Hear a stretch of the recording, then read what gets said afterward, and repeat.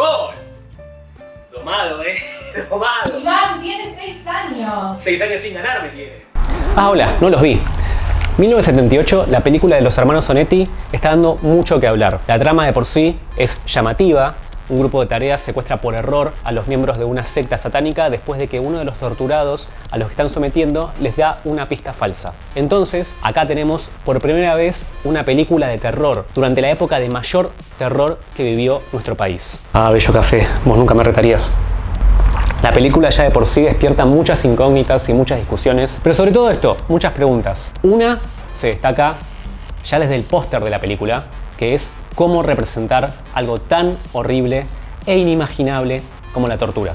Leila Guerriero, en uno de sus pasajes de La Llamada, da cuenta de cómo era muy injusto para los sobrevivientes que se los juzgue como sobrevivientes. ¿Por qué? Porque muchas veces se despertaban prejuicios a partir de lo inimaginable, como eran los métodos de tortura empleados por la última dictadura como tareas de inteligencia. Siguen acá, no se van más.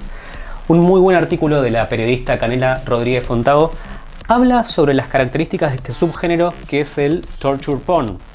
En él vemos en primer plano las distintas formas de tortura hacia los personajes de estas películas. Lo que es muy interesante del artículo de Canela es cómo analiza la puesta de cámara en las escenas de tortura y en las escenas en las cuales el terror se subvierte y ataca a los opresores.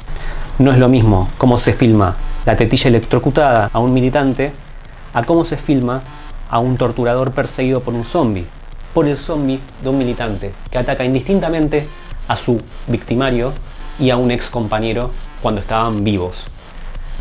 Hay una diferencia, tanto de puesta de cámara como una diferencia moral. Por ejemplo, se pensaron que iba a citar uno de mis tantos libros porque soy una persona muy culta. No, vayan a leer el artículo de Canela. Mario Santucho, en su artículo de la revista Crisis, tema del revolucionario y la víctima, reflexiona sobre el concepto del nunca más. Él sostiene que el nunca más fue a la represión estatal genocida, pero también a un proyecto revolucionario. Obviamente, el rol de las víctimas, el rol de los victimarios, no es solamente un problema que tienen los Onetis que resolver.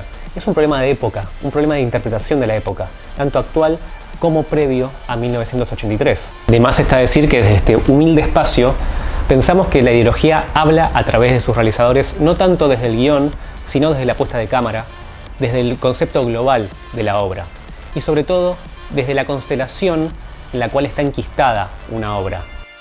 Desde los 80 hay discusiones abiertas sobre si una época moldea un discurso o un discurso moldea una época. Es que algunas piezas enmarcadas en ciertos discursos pueden generar síntomas que podemos analizar.